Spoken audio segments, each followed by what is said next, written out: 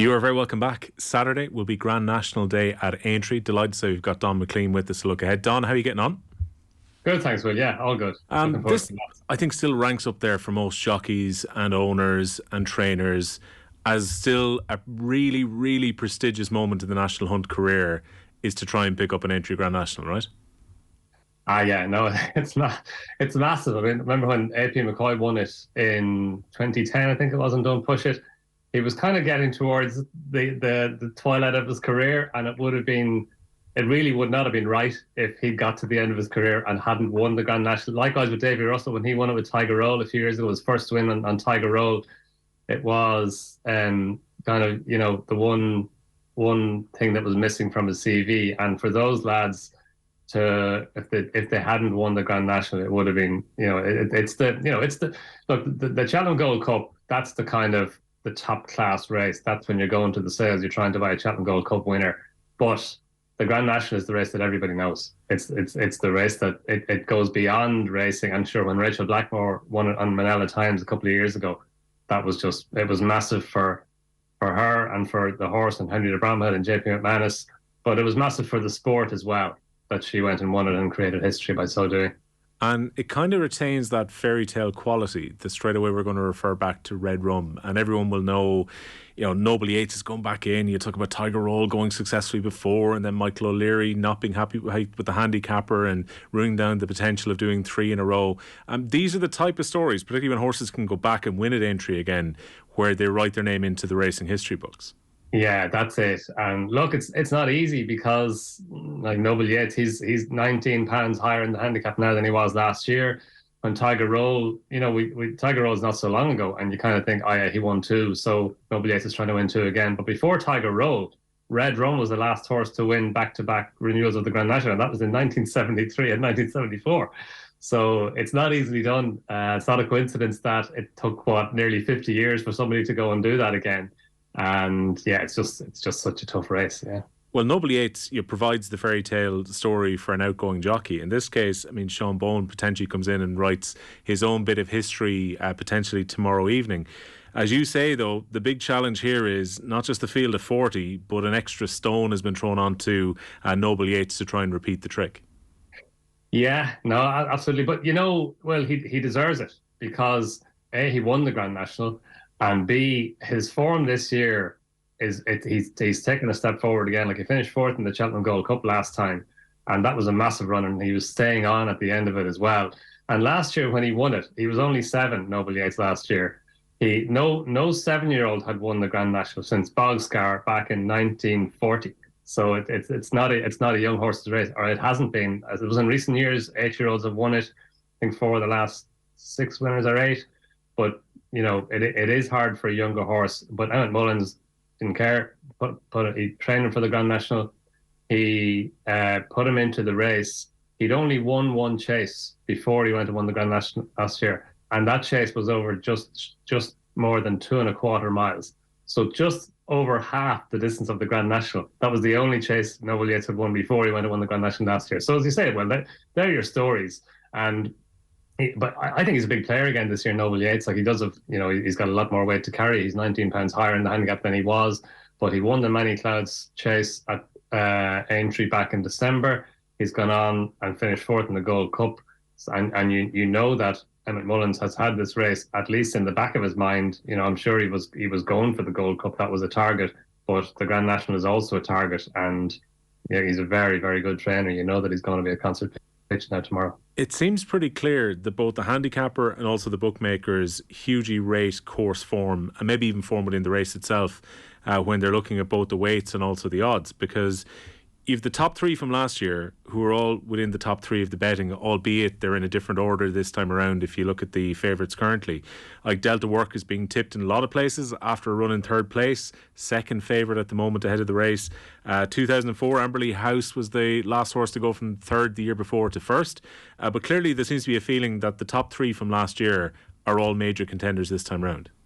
Yeah, no, they all are any second now. Ted Watch's horse, like he's 11 years old now, and he's got more weight to carry this year as well. He's got top weight, like he's got 11 stone 12 to carry, and that makes it difficult to carry that type of weight over 4.25 miles over 30 fences. And the rain is falling at Aintree today as well, so it's probably going to be testing enough ground.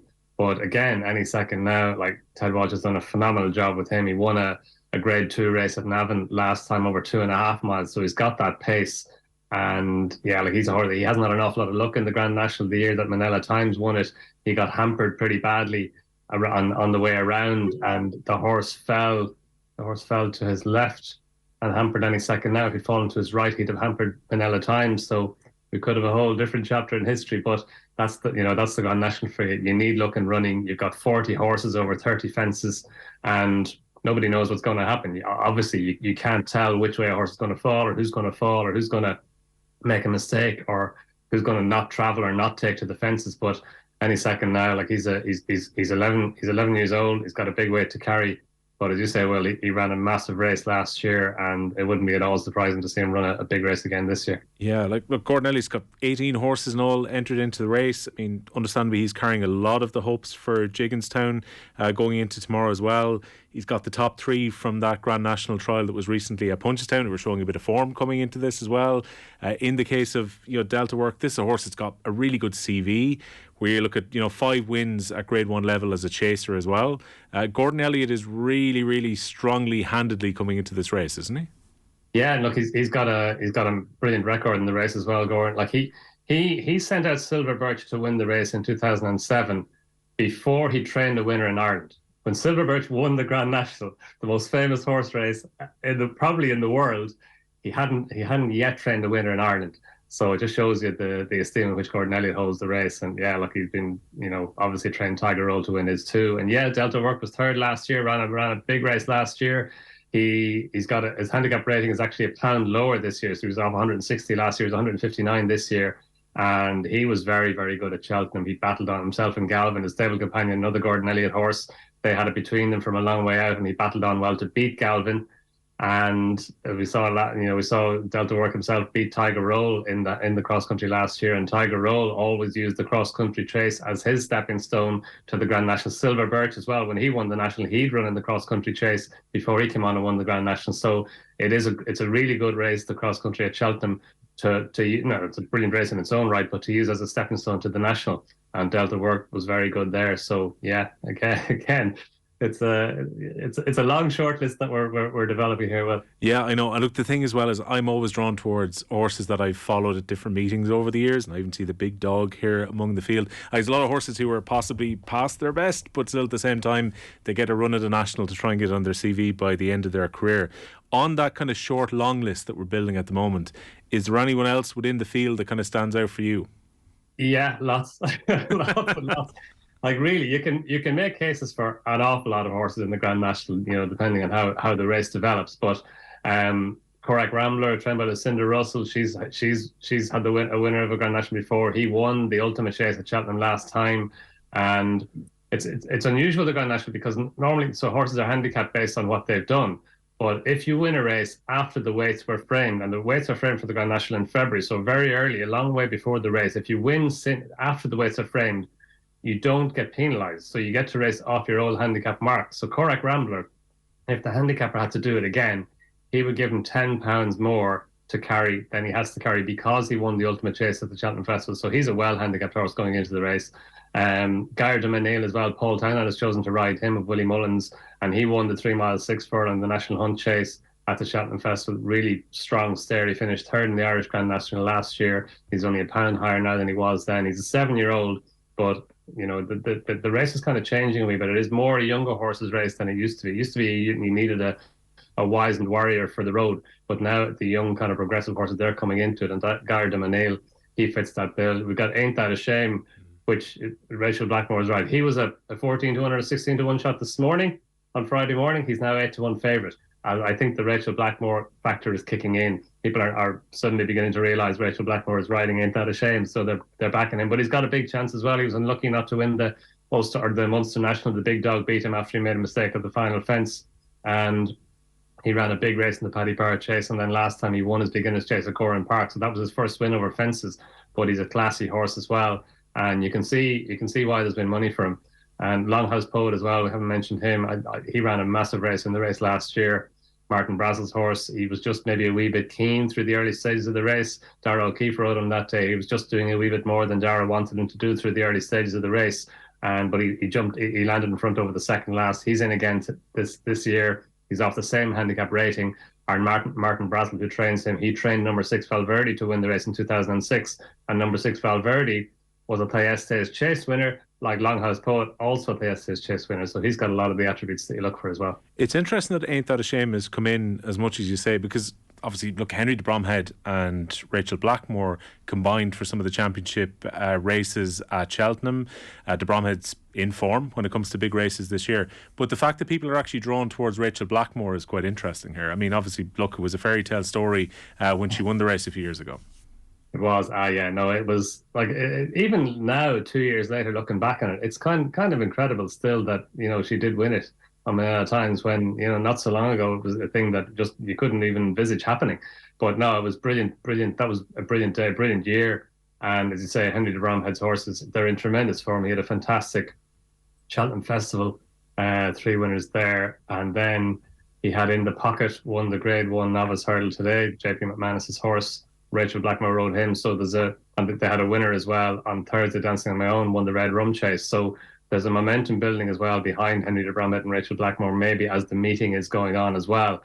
But yeah, like the Grand National, like Rachel Black, it's not surprising that the horse that Rachel Blackmore is riding is being backed in the Grand National, and there's a romance that goes with that, but she's a very, very, very good jockey as well. Like she's an asset to any horse in the Grand National, and she's done it before. So it's there's a romance of it, but there's also the practicality of it and the logic of it that she's an asset to any horse in the Grand National. Yeah, I mean, it looks like a stacked race for tomorrow at 5:15. I'm thinking about what Nicky Henderson does next, and that was really all the questions that came in after the Aintree hurdle yesterday. Was Constitution Hill really didn't get out of maybe second or third gear in continuing the unbeaten record, but so many question marks about where Constitution Hill actually goes next now. Yeah, it's a massive question, isn't it? And you're just dying to know where it's going to be, because where Constitution Hill goes might have implications for other horses as well. Like if Constitution Hill goes over fences, maybe Barry Connell will leave Marine Nationale over hurdles and let him go and be a champion hurdle type horse next season. But if Constitution Hill stays over hurdles, maybe Barry Connell will go over fences and train Marine Nationale like an Arkle horse next season. So that's exciting. But yeah, look, he was brilliant again yesterday, Will, over 2.5 miles. He didn't really break a sweat. Nick Henderson did say that he schooled him over fences, so it's an option. But I don't know about you. I don't know if you heard his interviews yesterday, but he seemed to be kind of coming back a wee bit from the notion that he might go over fences. That's kind of my interpretation of it. I kind of thought he might be angling a wee bit more to staying over hurdles. What do you think? I kind of got that feeling from the interview. I also kind of got the feeling Nicky Henderson was happy enough to maybe pour a little bit of cold water on all the excitement around Constitution Hill as well. He was pointing out the fact that this is 7 races in, 7 wins. This one was only 3.5 lengths though, which is the shortest winning margin so far. So maybe he's trying to keep the hype down a little bit here. Yeah, like it was only 3.5 lengths. It could have been more. I'd say Nick Vanville wasn't hard on him. And yeah, look, it was 2.5 miles, so it was an extra step for him. And he rode him like he had no doubts at all about his stamina. He rode him from the front, which made sense. He's an uncomplicated horse. You can put him wherever you want. So you're on an 8-1 on-shot or 7-1 on-shot in the race. You minimise the potential hazards. So get him out in front and minimise the danger of something happening in front of you. So he did it well. He did no more than you would have wanted him to do. So job done, unbeaten record intact, Aintree hurdle to add to his champion hurdle, and then go off for the summer and mull it over. Yeah, see what they're going to do next season. I think you'd rank that as the perfect 2023, wouldn't you, given particularly how dominant he was at Cheltenham? Oh yeah, no, he was brilliant at Cheltenham. And like even going down to, like, I watched that final flight again. He was long at it, but he just picked his 4 legs up just to get over the top bar of the hurdle, and he was fast over it as well, because the hurdling is he takes the length out of his rivals at his hurdles. So yeah, he was brilliant that day, really good again yesterday. And yeah, look, they're talking about how good is he and where does he rank within the pantheon of the top 2 mile hurdlers. And I suppose Night Nurse and Monksfield and Sea Pigeon, they all had each other to race against, so they pushed each other higher.